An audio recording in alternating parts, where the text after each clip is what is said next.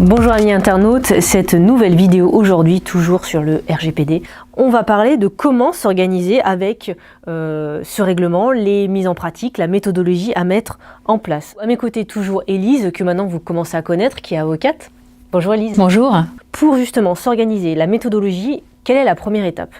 La première étape, c'est déjà de pouvoir désigner au sein de votre entreprise, si vous avez une entreprise, un interlocuteur, un pilote, quelqu'un qui va vraiment s'occuper de l'aspect données personnelles. On a vu dans la précédente vidéo que dans certains cas, l'entreprise devait désigner un DPO, un délégué à la protection des données personnelles, mais dans d'autres cas, ça n'est pas obligatoire. Donc quand c'est obligatoire, cet interlocuteur, ce sera le DPO. Quand ça n'est pas obligatoire, de toute manière, il faut quelqu'un au sein même de votre structure s'occupe de ces sujets. Donc ça peut être, je sais pas moi, votre directeur marketing, votre directeur des systèmes d'information, ou ça peut même être une personne extérieure à votre entreprise. Ça peut être un professionnel du moment qu'il ait une compétence sur le sujet. Donc justement, à ce titre-là, il y a plein de gens qui, sur la toile, s'inventent experts du RGPD. Donc n'hésitez surtout pas à demander un CV, l'expérience de la personne sur ce sujet-là, quel type de formation elle a suivi, est-ce qu'elle est vraiment experte sur le RGPD, parce que c'est quand même un sujet qui ne s'invente pas et ça suppose quand même une formation à minima. La deuxième étape. La deuxième étape, une fois qu'on a désigné en interne ou en externe un interlocuteur qui va s'occuper de ce sujet, la deuxième étape, ça va être de cartographier, d'identifier vos traitements, c'est-à-dire d'inventorier tous les types de traitements de données personnelles que vous faites au sein de votre entreprise. Donc pour ce faire, le mieux c'est d'avoir un registre, un fichier Excel que vous créez. Donc dans certains cas, ce registre des traitements il sera obligatoire. On l'a vu que dans certains cas, pour des entreprises qui font un certain type de traitement ou qui ont une taille importante, au-dessus de 250 salariés, ce registre des traitements il est obligatoire. Mais dans tous les cas, moi je préconise et je conseille à mes clients de le faire parce que ça vous oblige du coup à avoir cette rigueur, cette méthodologie. Donc quel que soit vos seuils, quelle que soit l'hypothèse obligatoire ou pas, je vous conseille de mettre en place ce registre des traitements. Donc dans ce registre des traitements, vous allez vraiment inventorier vos types de traitements. Ça va être quel type de données je traite. Mes données clients, mes données de prospects, donc c'est nom, prénom, ça peut être un numéro de sécurité sociale, des données de santé. Quel type de données je collecte. Ensuite, on va s'intéresser, dans ce tableau, on va renseigner qui a accès à ces données. Donc déjà, moi, je joue le rôle de responsable de traitement, en principe. Vous pouvez tenir en tant que sous-traitant un registre des traitements également. Donc voilà, quel est mon rôle par rapport à ces données ? Est-ce que je suis responsable du traitement ? Est-ce que je suis sous-traitant ? Et si je suis responsable du traitement, quels sont mes sous-traitants ? Donc mes prestataires, en fait, qui vont traiter mes données pour mon compte. Donc ça peut être la personne qui s'occupe de ma maintenance informatique, ça peut être une entreprise, une agence de communication digitale qui s'occupe d'envoyer mes emailing de prospection commerciale. Toutes ces personnes-là, ce sont des sous-traitants. Donc il faut les identifier dans votre registre des traitements. Il faut aussi, dans ce registre, indiquer pour chaque catégorie de données les durées de conservation. On a vu précédemment dans les vidéos que vous ne pouvez pas conserver des données ad vitam aeternam. Il faut que chaque donnée ait des durées de conservation maximum autorisées. Il faut aussi se poser la question de savoir où sont stockées ces données. Est-ce qu'elles sont stockées sur un data server basé en France, en Europe, ou est-ce que j'ai des transferts de données en dehors de l'Union européenne ? Là, ça peut potentiellement poser un problème. Donc, il faut se poser la question de savoir où sont situées ces données. Donc voilà, tout un tas de questions à se poser. Quels sont les moyens de traitement aussi ? Donc voilà, ce sont des choses qu'il faut renseigner dans ce registre et ça va vous permettre d'avoir une vision quand même assez globale et assez claire de votre niveau de mise en conformité, c'est-à-dire qu'est-ce que vous allez devoir faire par rapport à ces traitements-là que vous faites.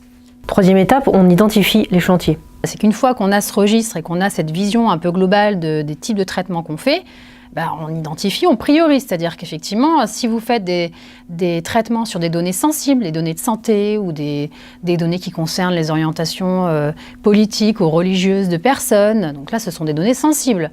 Donc il faut l'objet d'une protection particulière. Donc on identifie, on priorise les chantiers. Pour le coup, si on traite des données sensibles, il faut le traiter prioritairement. Il faut se mettre en conformité prioritairement sur ce type de données. Si vous transférez des données en dehors des frontières de l'Union européenne, pareil. Si vous avez des mesures d'impact à mettre en place, à faire, à réaliser, si certains traitements sont susceptibles de comporter des risques élevés pour les droits et libertés des personnes. Voilà, donc l'idée c'est de prioriser en fonction des types de traitements que vous faites en fonction de vos activités. Et puis la mise en œuvre concrète, 4e étape. Une fois qu'on a identifié les chantiers, l'idée c'est de les mettre en œuvre, mettre en application. Donc il y a 3 axes en fait de mise en application. Le premier c'est l'organisation. Au plan organisationnel, comment je m'organise, donc embaucher un DPO ou mettre en place un contrat de prestation de service avec une société spécialisée là-dedans. Je fais appel à un avocat s'il y a besoin. Je crée un dossier RGPD sur le réseau, le SI de ma société, dans lequel je vais créer mon registre des traitements, je vais constituer une documentation avec mes contrats. Donc je m'organise. Voilà. En interne, j'essaye de trouver une méthodologie, une organisation efficiente pour être en capacité de répondre si demain j'ai un contrôle de la CNIL. Justement, toi Élise, sur le plan juridique, puisque c'est ta partie, tu proposes sur ton site des contrats types où tu peux accompagner les personnes justement sur cette étape-là. Oui, parce que c'est vrai qu'au-delà de l'aspect organisationnel, il y a une partie juridique qui est quand même pas du tout négligeable. Et moi, c'est vrai que j'essaye, dans la mesure du possible, d'aider mes clients et de leur mettre à disposition, avec Numétique Avocat, ma nouvelle structure, des documents juridiques en ligne qui peuvent compléter, adapter à leur situation. Au plan juridique, il y a un certain nombre de choses qu'il va falloir que vous mettiez en place. Et l'exemple même, c'est la mise en conformité de vos contrats avec vos sous-traitants. Par exemple, si vous êtes responsable du traitement et que vous faites appel à des sous-traitants pour l'hébergement de ces données, pour la sécurité informatique, avec une agence de communication digitale, par exemple, pour la partie prospection commerciale. Tout ça, ce sont des sous-traitants et il faut, la réglementation européenne nous oblige à le faire, va falloir mettre en place des clauses entre vous et ces sous-traitants, de manière à ce que ces sous-traitants s'obligent à traiter les données conformément à vos instructions. Parce que le sous-traitant, il ne peut pas faire les choses que dans son coin, il est obligé d'agir sur vos instructions. Donc il ne pourra pas transférer des données hors Union européenne si vos instructions, elles sont claires là-dessus, que vous ne traitez que des données basées en Europe. Il ne peut pas faire appel, ce sous-traitant, à d'autres sous-traitants si il n'est pas autorisé. Ce sous-traitant devra mettre en place des mesures de sécurité aussi informatique adéquates pour être en capacité de garantir la confidentialité et l'intégrité de la donnée. Donc voilà, donc tout ça, ça doit être mis dans des contrats avec vos sous-traitants de manière à vous protéger en tant que responsable du traitement, si vous êtes responsable du traitement, et de manière à ce que si demain il y a une violation, que vous soyez protégé et que vous puissiez, le cas échéant, vous retourner contre les sous-traitants. Puis des mesures de sécurité aussi à mettre en place, parce que ça me paraît important en cas de violation, par exemple. Tout à fait. Là c'est vrai que la place de l'avocat est aussi importante pour vous aider à rédiger ou à mettre à jour vos mentions d'information, les passages de votre site où vous devez recueillir le consentement des internautes, par exemple. Donc ce sont des opt-in à cocher avec des mentions d'information qui sont suffisamment explicites. L'avocat peut aussi vous aider à rédiger votre politique de protection des données personnelles. Moi, je préconise à mes clients de mettre en ligne à disposition des internautes sur leur site internet leur politique d'utilisation des données personnelles.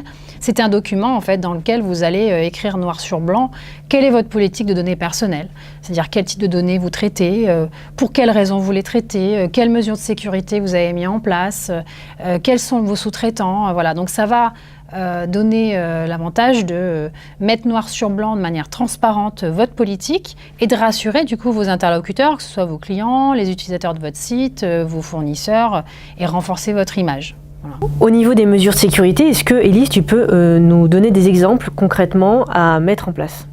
Alors les mesures de sécurité, elles sont importantes puisqu'on a vu que le règlement obligeait le responsable du traitement et le sous-traitant à garantir la confidentialité, l'intégrité des données. Donc vous devez mettre en place des mesures de sécurité qui soient efficientes pour éviter qu'il y ait une violation de données personnelles. Donc les mesures de sécurité, elles peuvent être très importantes parce que déjà c'est est-ce que mon site, par exemple, est-ce que mon site internet est sécurisé, quel contrôle d'accès j'ai mis en place, les mots de passe utilisateurs, donc quelle est la gestion des accès. Ça peut être se poser la question d'une éventuelle pseudonymisation ou chiffrement des données. Ça peut être, voilà, on est une entreprise suffisamment mature et ça nécessite peut-être qu'on mette en place une charte informatique, voilà, pour aider nos collaborateurs justement à respecter ces obligations de sécurité.